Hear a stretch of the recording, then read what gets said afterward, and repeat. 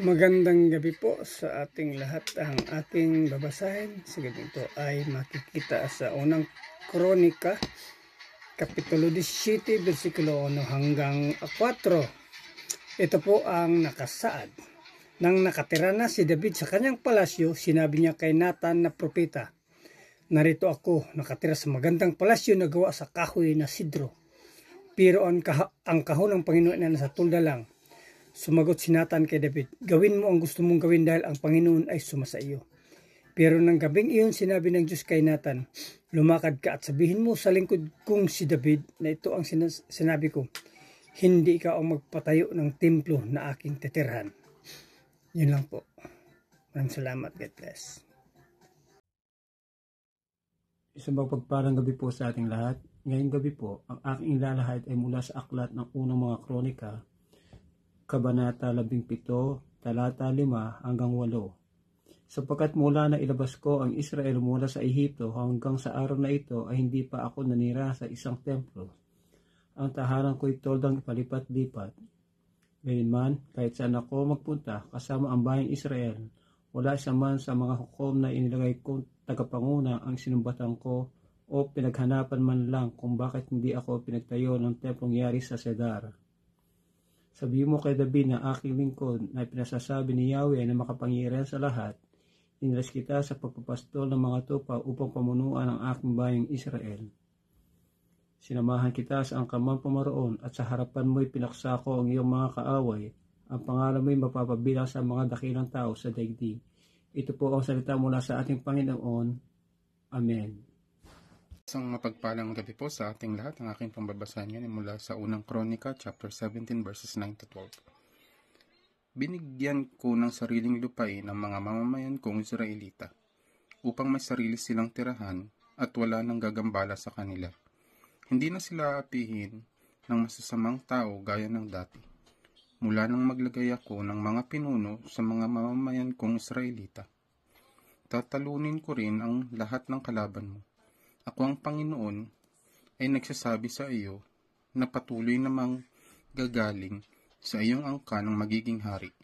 Kapag namatay ka na at inilibing kasama ng iyong mga ninuno, ipapalit ko sa iyo ang isa sa mga anak mo at patatagin ko ang kaharian niya.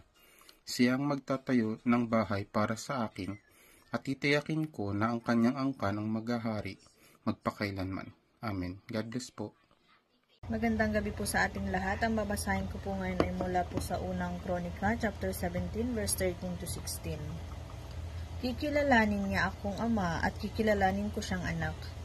Mananatili ang pag-ibig ko sa kanya, hindi gaya ng ginawa ko kay Saul na pinalitan mong hari. Pamamahalain ko siya sa aking mga mamamayan at kaharian, at ang kanyang angkan ang maghahari magpakailanman. Isinalaysay ni Nathan kay David ang lahat ng ipinahayag ng Diyos sa kanya. Ang panalangin ni David. Pagkatapos, pumasok si Haring David sa toldang tipanan. Umupo siya roon sa presensya ng Panginoon at nanalangin. Panginoong Diyos, sino po ba ako at ang sambahayan ko upang pagpalain niyo ng ganito? Amen. God bless po. Gandang gabi po sa ating lahat. Ang aking isi-share sa gabing ito ay makikita sa 1 Chronicle chapter 17 verses 17 to 19. Ito po ang nakasulat. Ngayon, O Diyos, may pangako pa kayo tungkol sa kinabukasan ng sambahayan ko. Itinuring niyo na ako na parang pinakadakilang tao, O Panginoong Diyos. Ano pa po ba ang masasabi ko sa pagpaparangal ninyo sa akin? Sapagkat nakikilala niyo kung sino talaga ako na inyong lingkod. O Panginoon, dahil po sa akin na inyong lingkod at ayon na rin sa inyong kalooban, ginawa niyo ang mga dakilang bagay na ito at inihayag ito sa akin. Yan lang po. Maraming salamat po rin ang Panginoon. God bless. Hello po, good evening. Ang aking pong Bible verse for today is from 1 Chronicles chapter 17 verses 20 to 23. There is no one like you, Lord, and there is no God but you, as we have heard with our own ears. And who is like your people Israel, the one nation on earth whose God went out to redeem a people for himself, and to make a name for yourself, and to perform great and awesome wonders by driving out nations from before your people, whom you redeemed from Egypt. You made your people Israel your very own forever, and you, Lord, have become their God. And now, Lord, let the promise you have made concerning your servant and his house be established forever. Do as you promise. Amen. The word of the Lord.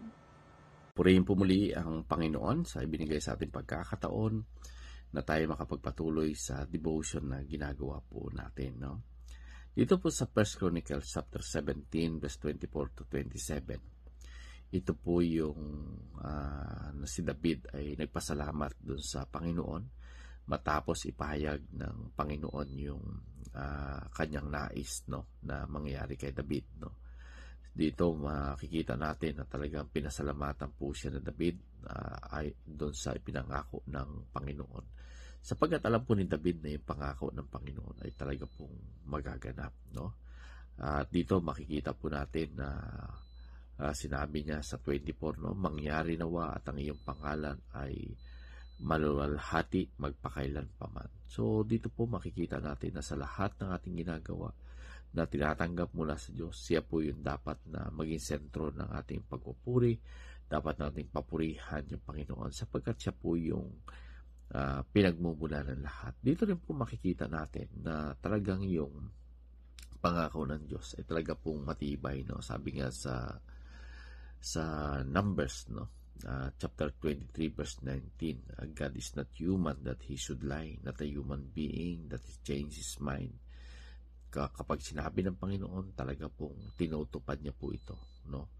At lahat ng kanyang ipinangako, no, talagang tinutupad niya ito at lahat ng kanyang sinabi ay kanya pong gagawin. At dito makikita natin na talagang ang Diyos ay talagang siya po ay makapangyarihan, no? Kaya niyang gawin kung ano man yung kanyang sinabi. At dito sa kabila ng natanggap ni David yung kumbaga makikita natin kay David na tumanggap ng mga pangako mula sa Panginoon, ay andun po talaga yung kababaan loob ni David, no? Nabasa po natin na talagang pumunta po siya, nagpasalamat po siya sa Panginoon at sabi nga niya, sino ba siya para tumanggap ng ganoon? So dito natin makikita na talagang si David ay isang napakabuting hari, no? Na talagang ito yung nakita ng Panginoon kung bakit si David ang pinili niya para maging hari. Ito yung mga bagay na hindi natin nakikita, pero yung Panginoon lamang yung nakakakita na hindi niya tinitingnan yung panlabas nating anyo, bagkus ang tinitingnan niya palagi ang kalagayan ng ating puso. So purihin po yung Panginoon na binigyan muli tayo sa araw na ito ng pagkakataon na tayo makapag-devotion, makapagbasa ng Biblia, na malaki po yung may tutulong nito sa ating buhay spiritual. Purihin po muli ang Panginoon, and God bless.